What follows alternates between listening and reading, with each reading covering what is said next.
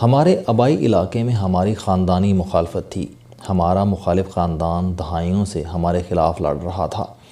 یہ تگڑے ذمہ دار تھے، بیوروکریسی میں بھی ان کی رشتہ داریاں تھیں اور یہ افرادی قوت کے لحاظ سے بھی ہم سے مضبوط تھے۔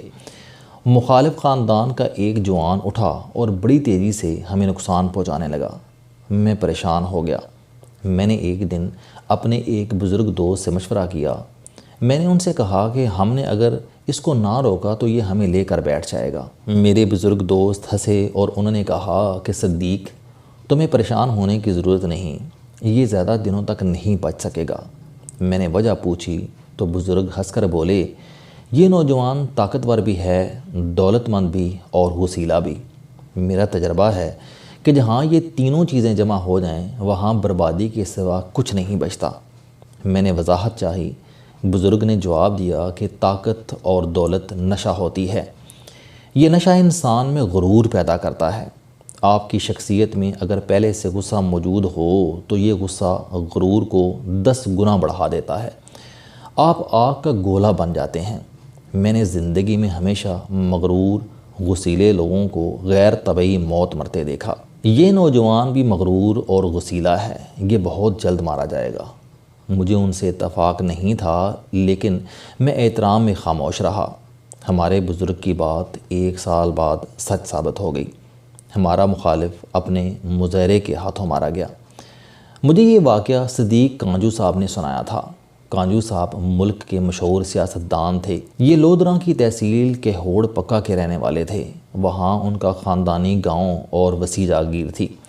یہ 1977 عیسوی میں سیاست میں آئے، 3 بار قومی اسمبلی کے رکن بنے۔ یہ پاکستان مسلم لیگ میں تھے۔ میاں نواز شریف نے اپنے سابق دور حکومت میں انہیں خارجہ امور کا وزیر مملکت بنا دیا۔ گوہر ایوب اس دور میں وزیر خارجہ ہوتے تھے۔ صدیق کانجو کی وجہ سے گوہر ایوب اور میاں نواز شریف کے درمیان غلط فہمیاں پیدا ہو گئیں اور ان غلط فہمیوں کے نتیجے میں گوہر ایوب نے اگست 1998 عیسوی میں وزارت خارجہ کا قلمدان چھوڑ دیا اور یہ پانی و بجلی کے وزیر بن گئے۔ کانجو صاحب انگلش لٹریچر میں خصوصی دلچسپی رکھتے تھے۔ وہ دیر تک انگلش ڈرامہ نویسوں، ناول نگاروں اور شاعروں کے حوالے دیتے رہتے تھے۔ میاں نواز شریف 1997 سے 99 میں جلد غصے میں آ جاتے تھے۔ آپ اگر نواز شریف کی پچھلی حکومت کا تجزیہ کریں تو آپ کو محسوس ہوگا کہ میاں صاحب کے اس دور کے زیادہ تر فیصلوں کی بنیاد غصہ پر تھی۔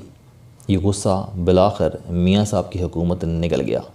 صدیق کانجو نے بعد ازاں پاکستان مسلم لیگ کاف جوائن کر لی۔ یہ 2001 کی بات ہے۔ میں نے ان سے میاں صاحب کی حکومت کے خاتمے کی وجہ پوچھی تو کانجو صاحب نے یہ واقعہ سنایا اور جواب دیا کہ میاں صاحب میں تکبر کے ساتھ ساتھ غصہ پیدا ہو گیا تھا، چنانچہ ان کا غصہ اور تکبر پوری حکومت کو لے کر بیٹھ گیا اور ہم بھی میاں نواز شریف کے ساتھ فارغ ہو گئے۔ صدیق کانجو یہ واقعہ سنانے کے چند دن بعد قتل ہو گئے۔ یہ 2001 کے بلدیاتی الیکشن کی مہم پر تھے۔ مہم کے دوران حملہ ہوا، کانجو صاحب کو گولی لگی اور وہ دنیا سے رخصت ہو گئے۔ آپ ستم ظریفی ملاحظہ کیجئے کہ صدیق کانجو کا انتقال ٹھیک اس جگہ ہوا جہاں سے انہوں نے 1977 میں سیاست شروع کی۔ مجھے آج بھی ان کا افسوس ہے۔ وہ اچھے، سمجھدار اور ریفائن سیاستدان تھے۔ وہ اگر ہمارے سیاسی افق پر قائم رہتے تو ملک کو بہت فائدہ ہوتا، مگر بہرحال یہ دنیا سرائے ہے اور اس کے ہر مسافر نے بالآخر رخصت ہو جانا ہے۔ صدیق کانجو نے 1 سے زائد شادیاں کر رکھی تھیں۔ ان کے خاندانی بیگم گاؤں میں رہتی تھیں جبکہ دوسری بیگم کا تعلق لاہور سے تھا۔ یہ آج بھی کیلری گراؤنڈ میں رہتی ہیں۔ لاہور والی بیگم صاحبہ کے 3 بچے ہیں، 2 بیٹے اور 1 بیٹی۔ بیٹوں میں ایک کا نام مصطفیٰ کانجو ہے، یہ چیکو کے نام سے مشہور ہے۔ چیکو نے ایجیسن کالج سے تعلیم حاصل کی۔ یہ اس وقت 34 برس کا جوان ہے۔ صدیق کانجو کے بعد جائیداد تقسیم ہوئی تو کیلری گراؤنڈ کا گھر چیکو کی والدہ کے حصے میں آ گیا۔ یہ اس وقت لاہور کی مشہور سوشل خاتون ہیں۔ چیکو بڑے باپ کا بیٹا تھا۔ اس نے زندگی میں طاقت بھی دیکھی اور دولت بھی۔ مزاج بھی غصیلا تھا۔ یہ آدھی زندگی گزار چکا ہے لیکن یہ ابھی تک سیٹل نہیں ہوا۔ یہ نشے کا عادی بھی ہے، بدتمیز بھی ہے اور بد کلام بھی۔ 1 اپریل بدھ کی شب چیکو نے وہ کام کیا جس کا حوالہ صدیق کانجو صاحب نے 15 سال قبل دیا تھا۔ چیکو اپنی گرل فرینڈ کے ساتھ گھر واپس آ رہا تھا۔ یہ نشے میں دھت تھا۔ گاڑی گلی میں مڑنے لگی تو دوسری طرف سے ایک چھوٹی گاڑی آ رہی تھی۔ اس گاڑی میں 2 خواتین سوار تھیں۔ جگہ تنگ تھی۔ گاڑیاں گزرنے کی کوشش میں دونوں گاڑیوں کے سائیڈ شیشے ٹکرا گئے۔ چیکو کو غصہ آ گیا۔ چیکو نے شیشہ نیچے کیا اور خواتین کو ماں بہن کی گالیاں دینا شروع کر دیں۔ خواتین بھی غصے میں آ گئیں۔ بات آگے بڑھ گئی۔ چیکو گاڑی سے اترا، گلی میں کھڑا ہوا اور چیخنا شروع کر دیا۔ گلی کے چوکیدار، محلے میں کام کرنے والے ملازمین اور آس پاس کے گارڈز وہاں پہنچ گئے۔ چیکو کو بدتمیزی کرتے دیکھا تو اسے سمجھانے کی کوشش کرنے لگے۔ چیکو مزید بگڑ گیا اور اس نے انہیں بھی گالیاں دینا شروع کر دیں۔ وہ چیکو کو سمجھا رہے تھے لیکن طاقت، دولت، غرور اور غصہ چاروں ایک جگہ جمع ہو چکے تھے۔ چیکو کا غصہ آسمان کو چھونے لگا۔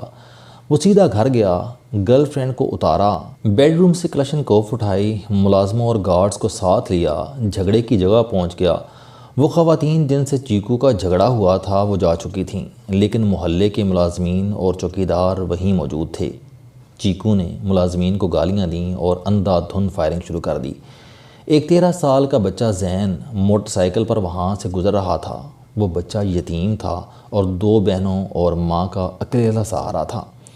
چیکو کی گولی زین کی گردن پر لگ گئی۔ زین نیچے گرا اور تڑپنے لگا۔ وہاں سے حسنین بھی گزر رہا تھا۔ یہ محلے میں گھریلو ملازم تھا۔ ایک گولی حسنین کے پیٹ میں بھی لگ گئی۔ وہ بھی گر کر تڑپنے لگا۔ چیکو نے 2 لوگوں کو گرتے دیکھا تو اپنے ملازمین کو وہیں چھوڑ کر بھاگ گیا۔ اس نے کلاشنکوف گھر میں پھینکی اور اپنے گاؤں کی ہوڑ پکا چلا گیا۔ پولیس ایکٹیو ہوئی۔ مصطفیٰ کانجو عرف چیکو گاؤں سے گرفتار ہوا، لاہور لایا گیا، حوالات میں بند کیا گیا اور میڈیا کو اس کی شکل دکھائی گئی۔ یہ اس وقت جوڈیشنل ریمانڈ پر جیل میں ہے۔ قتل ثابت ہو چکا ہے۔ یہ اعتراف جرم کر چکا ہے۔ خاندان معافی، صلح اور خون بہا کی کوشش کر رہا ہے، لیکن زین کی والدہ نہیں مان رہی۔ لہٰذا یہ کیس اگر اسی طرح چلتا رہا تو مصطفیٰ کانجو کو سزائے موت ہو جائے گی۔ یہ پھانسی چڑھ جائے گا۔ ہم اب اس واقعے کا نفسیاتی تجزیہ کرتے ہیں۔ چیکو کو وراثت میں دولت اور طاقت ملی تھی۔ اس نے بچپن میں والد کا دبدبہ اور نام دیکھا تھا۔ یہ اس دبدبے کے ساتھ جوان ہوا۔ غصہ فطرت میں تھا۔ والد فوت ہوا تو کروڑوں روپے کی جائیداد مفت ہاتھ آ گئی۔ یہ بری صحبت کا شکار بھی ہو گیا۔ شراب کا عادی ہوا، بیرا روی کے کیچڑ میں بھی گرا اور مکمل طور پر خراب ہو گیا۔ یہ تمام خرابیاں جمع ہوتی رہیں، یہاں تک کہ 1 اپریل 2015 کا دن آ گیا اور ایک معمولی واقعے نے چیکو کو قاتل بنا دیا۔ آج وہ گاڑی گھر پر کھڑی ہے جس کا شیشہ ٹکرانے پر چیکو غصے سے پاگل ہو گیا تھا۔ یہ گاڑی سال 6 مہینے میں بک بھی جائے گی۔ وہ دونوں خواتین اپنے گھر میں بیٹھی ہیں جن کی چیکو سے تکرار ہوئی تھی۔ یہ خواتین بھی بہت جلد یہ واقعہ بھول جائیں گی۔ گلی کے تمام ملازمین بھی اپنی اپنی زندگی میں مگن ہیں جنہوں نے اس دن چیکو کو سمجھانے کی کوشش کی۔ گلی کے لوگ بھی آہستہ آہستہ یہ واقعہ بھول جائیں گے۔ بس پیچھے رہ جائے گا تو وہ چیکو ہوگا اور کال کوٹھڑی ہوگی۔ آپ اگر مجھ سے پوچھیں تو میں چیکو کو کم اور مرحوم صدیق کانجو کو زیادہ مجرم سمجھتا ہوں، کیونکہ کانجو صاحب نے چیکو کے لیے دولت اور دبدبہ چھوڑتے وقت یہ نہیں سوچا تھا کہ کیا یہ بچہ اس کا اہل بھی ہے اور یہ دولت کہیں اسے کال کوٹھڑی تک تو نہیں لے جائے گی۔